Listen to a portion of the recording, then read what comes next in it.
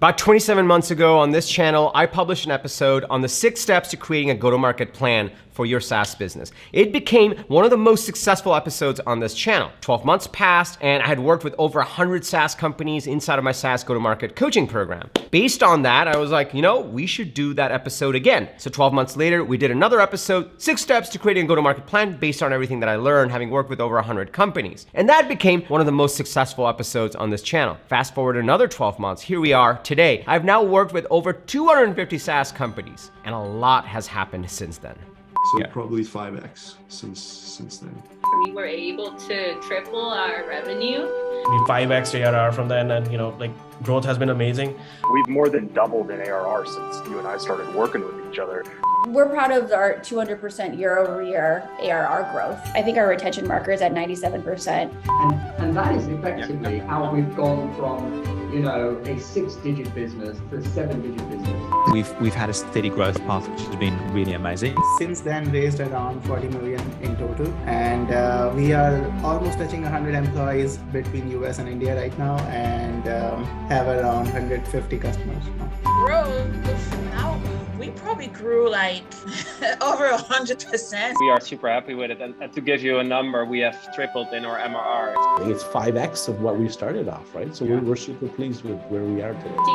TK, you mean a lot to me and my team also. TK is awesome.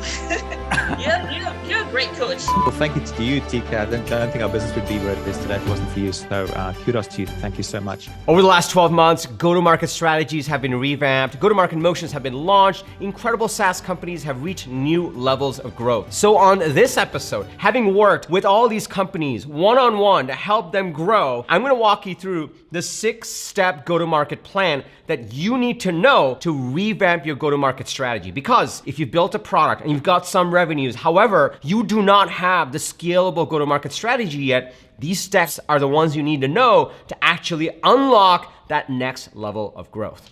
Intro.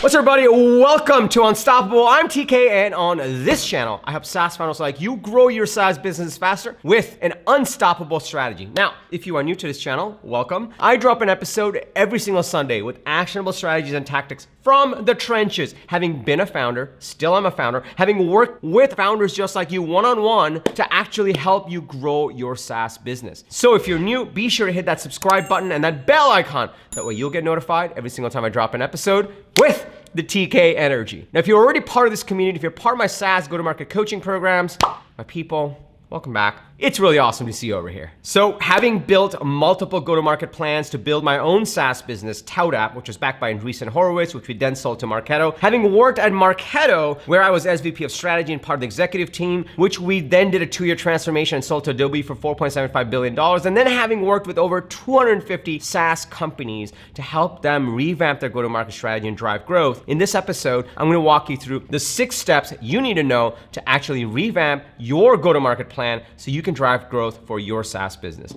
if you're excited to dig in, go ahead and smash that like button for the YouTube algorithm. It really likes it when you do that, and let's get right into it. So the step number 1 in building your go-to-market plan is you need to understand what market you're going after. A lot of times, founders tend to start focusing on the execution. What ads do we run? Do we post somewhere? Do we do outbound? The thing is, the biggest piece of a go-to-market plan is first to understand what segment of the market and what area of the market you're going to be going after. When you start to think about SaaS businesses and SaaS markets, you can essentially divide it up into these parts. If this is the broader market, if this is the entire world, you can think about the small business market, you can think about the mid-market, and you can think about the enterprise market. Each of these are different segments that you can go into. And thinking about which segment of the market and how you define that market specifically, where they have an urgent and important problem, is key to building your go-to-market plan.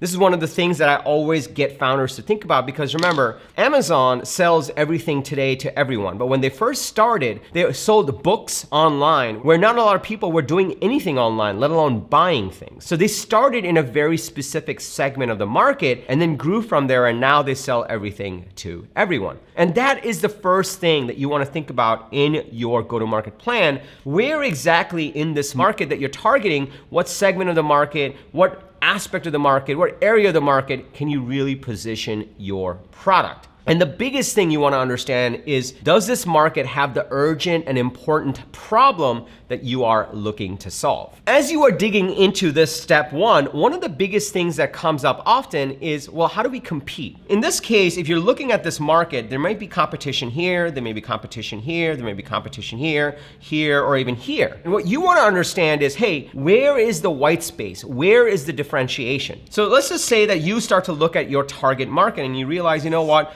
There's a bunch of competitors here and we can't really compete with them. However, no one's actually competing in this segment of the market. So maybe that's how we can differentiate. So thinking in terms of how do we actually compete in our target market helps you really define who your ideal customers are going to be and what market you're going to go after. The way to think about this is to think about the dynamics that exist in any market. So for example, given a market like this, if you are selling to the SMB, chances are you're going to be a pretty low priced player because SMBs don't have a lot of budget. Now, if you're selling to the enterprise, chances are you may actually be a premium player, meaning you actually charge a lot because they have really big, complex problems. And that's one of the ways you can start to think about how can we differentiate against the competition. So step number 2 is starting to really think about what is the competitive dynamic in the market. You want to think about competition. You want to think about what the competition is in the market, and in respect to that, are you going to go into an existing category? Or are you going to go into a brand new category? Now, there's no right or wrong answer here. This really is that combination of what your product does, what is the urgent, important problem you're solving, and what the competitive dynamics are. You want to look at all three of those things and start to understand, hey, you know what? Given these competitive dynamics, we can actually come in as a premium player in the mid-market because not a lot of competition exists over there. There's a bunch of low-cost players, but there's no premium player, and that way we can really differentiate from the competition. These are the nuances that exist where a lot of people jump to the execution of go-to-market, like marketing and sales and running ads, instead of thinking about, hey, where exactly are we going to play and how do we differentiate ourselves in the market? Another thing to really understand is whether you're going after an existing market or a new market. So for example, if you're building a brand new CRM, there are lots of CRMs out there. Maybe you're building CRMs just for real estate. Well, that's a segment of the market. That's how you're defining the market. There may be competition still. That's an existing market that you're going after. And when you're going after an existing market, you really have to think about, hey, how are we different and how do we communicate that difference? The other way to think about it is you may be creating something brand new, some brand new category that has never existed before. So for example, when I first started ToutApp, we were pioneers in the sales engagement category, and that category did not exist. There were just CRMs and nothing else. And so we had to go in and really educate the market on this new category, and that's how we differentiated from any of the competition. These are some vectors that you want to think about in terms of where exactly you're going to be playing and how you're going to differentiate from the competition. As this starts to come together, you're going to start to get a better understanding of what the market is, what they care about, why this is an urgent, important problem, what other solutions they're considering. And then based on that, the third step you really want to define is your sales process. This one is super important because I found that founders tend to obsess about one sales process over another without thinking about how the market really wants to buy. The biggest thing here is you really want to understand, given the segment of the market we're going after, whether it's small businesses or mid-market or enterprise, whether we're a low-cost player or a premium player, the market dictates how they want to buy. So you may want to build a product-led growth company, but if you're going after the enterprise, as a premium product, for example, they may not want to buy through a product-led growth play. They may really want to talk to 6 salespeople, a solutions consultant, a demo consultant, and a bunch of services people to really determine if this is the right fit. On the other hand, if you're going after this SMB market and they're paying $9 a month, you literally can't afford to pay salespeople, so you have to be product-led, and chances are the SMBs really want to just try the product anyway. Understanding what is the preferred sales process for your target market that you're determining really is important before you do anything else. So you can start to see how these things build on top of each other, right? So you can go product-led, you can do sales-led, or you can actually do some sort of a hybrid.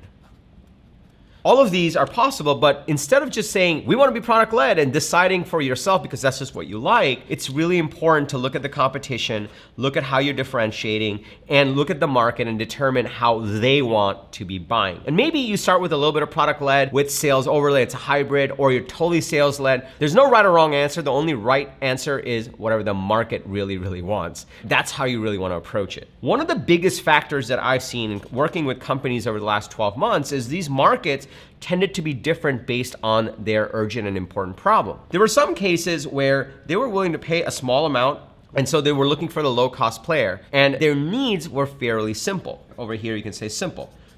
I also saw companies selling into the enterprise, and the needs were very complex. And in those kind of cases, they had to be the premium player because they had complex needs, which means they wanted to talk to humans. Humans cost money, salespeople cost money, and therefore they had to have a premium price in order to make the unit economics work. And this is the power in, before you jump into doing any sort of marketing or sales or making any decisions, thinking in terms of the market and the competition, what area you're going to be differentiating in, and what your sales process should be based on the market you're going after and how they prefer to buy. And based on these things, you can start to get some bounds around, okay, here's the type of target that we're going to be going after. Here's what our ideal customer looks like. Here's why they're going to go with us instead of anyone else. Here's how they prefer to buy. And here's how they want to engage. And here's how we can go after them. So those are the first 3 steps. Before I go to step number 4, let me just pause here for a second. If you'll notice, I haven't talked about running any Facebook ads yet, or SEO, or sending outbound emails. Those are all activities. And this is one of the biggest things that has been reaffirmed every year that I've been doing this with SaaS companies and the last 15 years that I've been in SaaS. Before you get into the execution pieces, figuring out the strategy around your go-to-market, what's the competition, what's our differentiation, is super important. And when you do these things, it forces you to make some really strategic and important decisions so that you don't waste months building the wrong product, wasting money on ads, hiring a fractional CMO that doesn't know how to do anything, that's why they can't get a real job, or losing money, or losing precious runway. So if you're starting to see the power in this, can I just get a yes in the comments below, and also smash that like button for the YouTube algorithm. It really likes it when you do that. Also, if you're in this stage where you want to work with me to actually flesh out your ideal customer profile, your market, your competition, your sales process, if you want a step-by-step process to actually implement these pieces, then check out my SaaS go-to-market coaching program. You don't have to go anywhere right now. I'll link to it below. I'll tell you more about it at the end of this episode. But let's go to step number 4 in building and revamping your go-to-market plan. Okay, so once you know what market you're going after, the urgent and important problem you're solving, what the competitive dynamics are, if you're going after an existing market or creating a brand new category, what the sales process should be given what segment of the market you're going after, how they like to buy, whether you're a premium player or a low-cost player, then you really have to find a way to communicate all this into the market. And the key piece that I do with founders and founding teams when we're working together as part of their go-to-market strategy is actually building out their manifesto.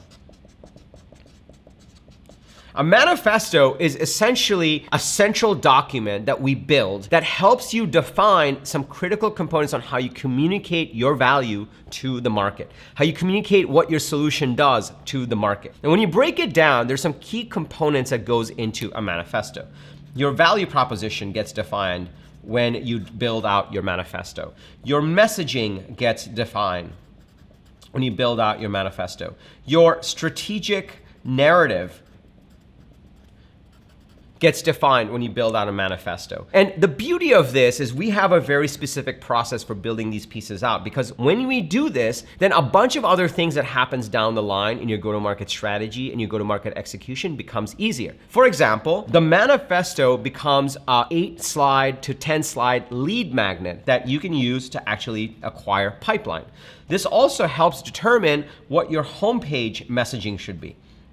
Whenever I talk to founders, I often hear like, oh, we're redoing the website. And the reason you're constantly redoing the website is because you don't have core messaging. You don't have this manifesto that communicates the big transformation you're bringing to your market and the problem you're solving and why they should go with you versus any of the competition. That's why you keep redoing it. So when you do the manifesto work with us and you actually build out a manifesto that communicates exactly the transformation you're bringing into the world and for your ideal customers, then your value prop gets defined, your messaging gets defined, your strategic narrative gets defined.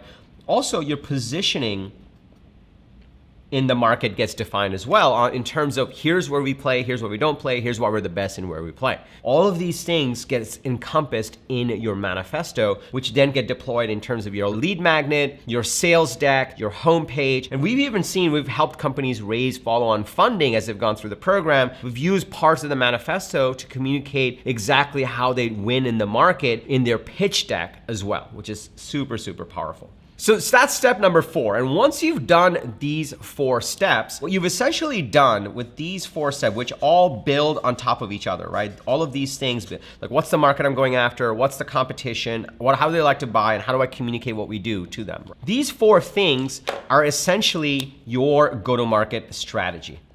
This is the core piece that you actually need to do before you hire anyone to go run ads, or you hire anyone to cold call, or you hire anyone, or you do it yourself. Before you do any of the marketing activities, you actually need to get the strategy right. And this is one of the biggest things that we've taught founders, and that's why we've seen so much success in the program, because people tend to skip over these pieces and go into the execution, which I'm going to tell you about next. But when you do these pieces, it really helps you focus on, okay, what are we going after and how do we actually win? And that's a big part of a go-to-market plan and a go-to-market strategy. So once you have these 4 pieces, then we get into the actual marketing, which is the exciting part, but now it's become way easier because we've done the hard work on exactly how we're going to do the marketing and how we're going to do the sales. And the big thing we do at this point, step number 5, is to run what I call a Broadway show.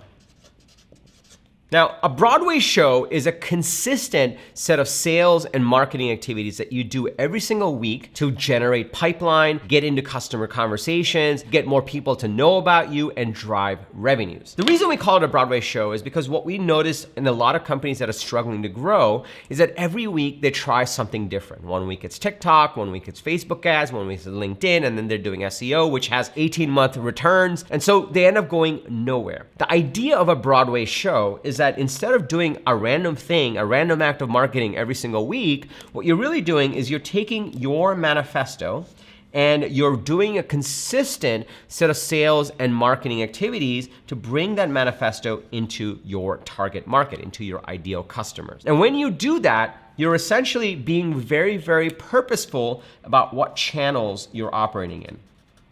There are lots of different channels that you can actually use to get attention from your target market. It could be LinkedIn, it could be Twitter, it could be SEO, it could be Facebook ads, any number of things. But you're being very intentional about how you are operating in those channels, what data you're looking at, and how you are actually engaging with people in that channel so that they actually pay attention to you, which is through your manifesto. One of the biggest things we've learned over the last 2 years of running this program is there's this idea of speed. There's certain channels that actually give you quick feedback. So for example, if you do a LinkedIn post, you can get quick feedback on whether that messaging is working and people are downloading your manifesto. But if you do a bunch of blog posts and you hope for SEO, you won't really know for another 6 months if that work is paying off. One of the big things we work on is when you're kicking off your Broadway show, what channels can you focus on that gives you speedy feedback to see if your message is working? Then we actually work on scale. Meaning, what are the channels that give you a lot of scale so you can actually increase your reach and get your manifesto into more hands, into more people in your ideal customers at scale? And the last piece that we've seen that really helps founders understand what's working and what's not is to think about mastery.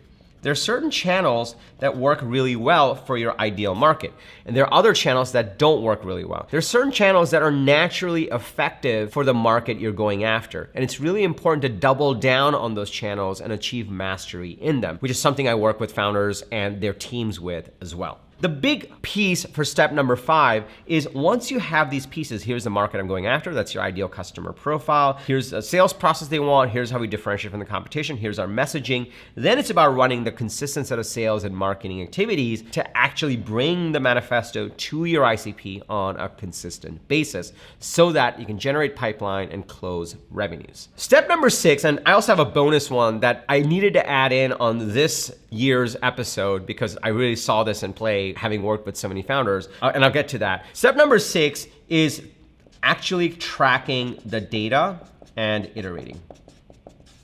In the beginning of this episode, you likely saw a quick highlight reel of all the success stories, or a bunch of the success stories. They're not all of them, there's way more. A lot of the success stories that we've seen in the program and the companies that I've worked with. The biggest thing that I saw with companies that really succeeded, they really embraced the data we taught them to collect, and they kept iterating. One of the things that I often see when I work with founders is like, oh, I already have an ICP. Oh, we built our manifesto. And then they go through the program and I'm like, well, you're here for a reason. It's obviously not working. And so then they're like, yeah, no, it's not quite hitting. And then they go through the program and they're like, oh my God, I did not have an ICP, or I did not have a manifesto. The truth of the matter is when you build an ICP, when we build one together, it has 29 data points associated with it. It's very detailed. And we give you the templates and the training so you can get that very quickly. But most ICPs don't go anywhere near that, which is why they're ineffective. Also, when you're building a manifesto, we go through multiple iterations to really get it right. A manifesto itself has 8 different things that plug into it to really get it right, and they all have to connect together. And so one of the things that I noticed is founders that collect the data and keep iterating on it, they get better and better and better. All of their metrics start to go up, they start to scale a lot faster. And so this is iterative work. Step number 6 is once you have these pieces and you run your Broadway show, it's really important to actually collect the data and iterate on it. And so when you think about it, this is all the strategy. This is your execution. And then based on the strategy and the execution, you get the data, and then the data goes back into the strategy, and then the strategy feeds back into the execution, and you keep getting better and better and better and better and better. And that's the power in this. And the companies that have been successful, hands down, they really internalize, okay, like here's the data we're gonna collect, here's how we're gonna collect it, we give you the templates for it, and then here's how we're gonna actually iterate on it. And we always look at it together, we're like, cool, here's the data, here's what we've got, what have we learned, how do we iterate, and how do we keep going? And that's the companies that really thrived, and that's been super cool to see. And this was true year 1, this is true year 2, and I'm sure it'll be true year 3 as we go into year 3 as well. Now, those are the 6 steps, but also having worked with over 250 companies. But what I wanted to do was bring you a bonus one. And if you're still watching, congratulations.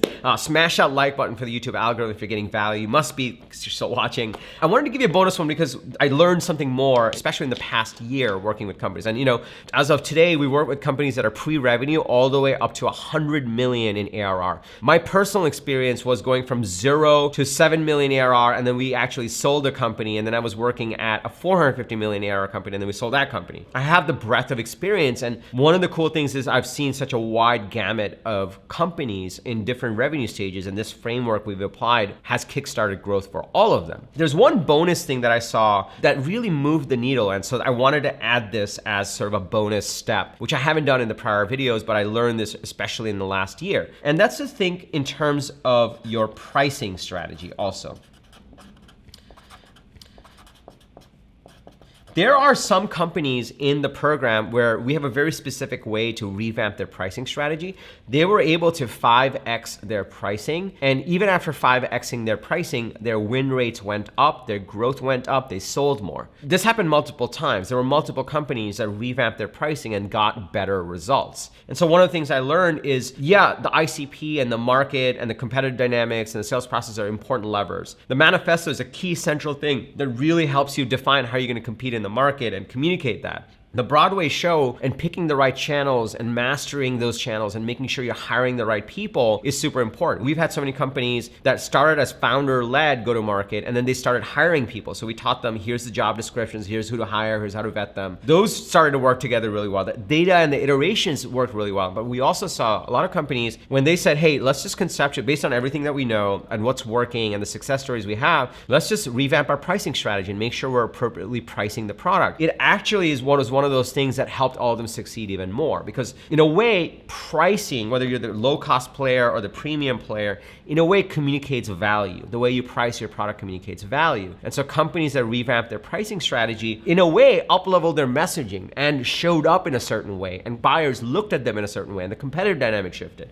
And so step number 7, if you will, or a bonus step here, is to think about your pricing strategy in a holistic way and think about, hey, what are our plans? How do we price? How do we slice and dice things? How do we drive upsells or downsells? Those all moved the needle for the companies that I worked with, especially the ones that took part in our pricing strategy exercises, and that was super powerful. Now you know what are the 6 key steps to building your go-to-market plan. Let's recap them. Number 1, you want to make sure that you are actually thinking about the strategy first and then the execution, and then you're iterating. And so number 1 is, what is the market you're going after? What segment of the market? What are the competitive dynamics in the market? Where is the white space in the market? Is it a new category or an existing category? And how do you differentiate? Once you know those things, you should build on an ideal customer profile. When you do an ideal customer profile with me, it has 29 associated data points and layers that we go into to make sure it's truly effective. And that's why these companies are so successful, because we do a true ICP exercise. Then we take that and build out your manifesto. Your manifesto use your value prop, your strategic narrative, your positioning, your messaging, all in one core asset. It becomes a lead magnet. It informs your homepage, your pitch deck, your sales deck, how you run the demo. All those things come together into the manifesto, and that's why it's so powerful. Once you have that, then you run a consistent set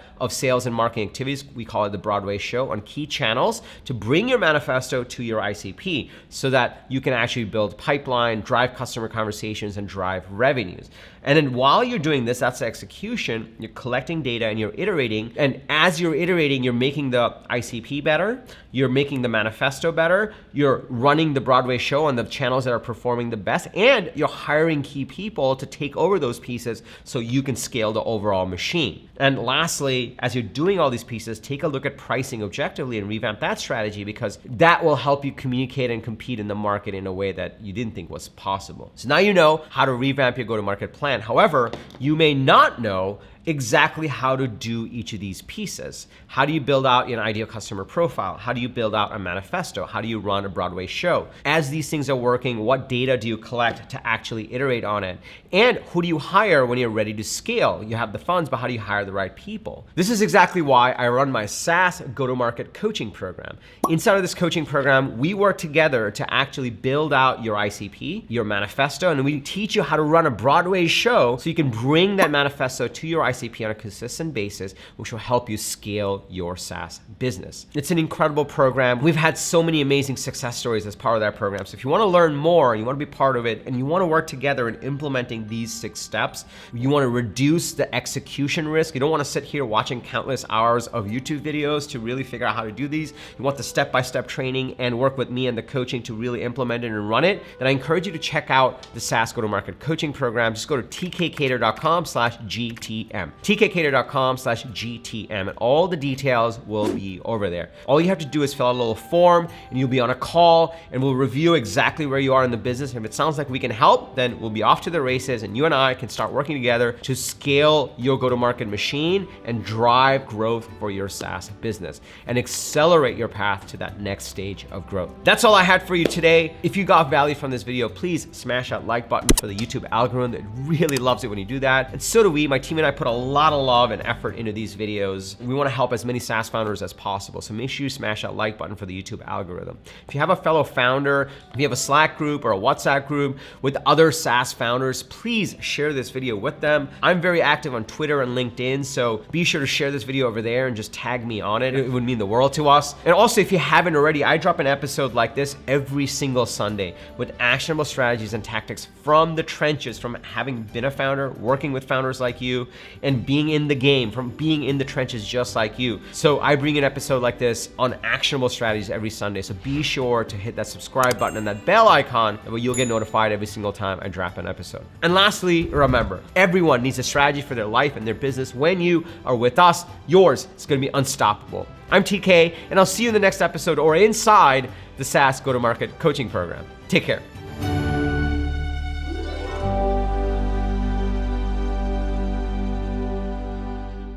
Boom, that felt good.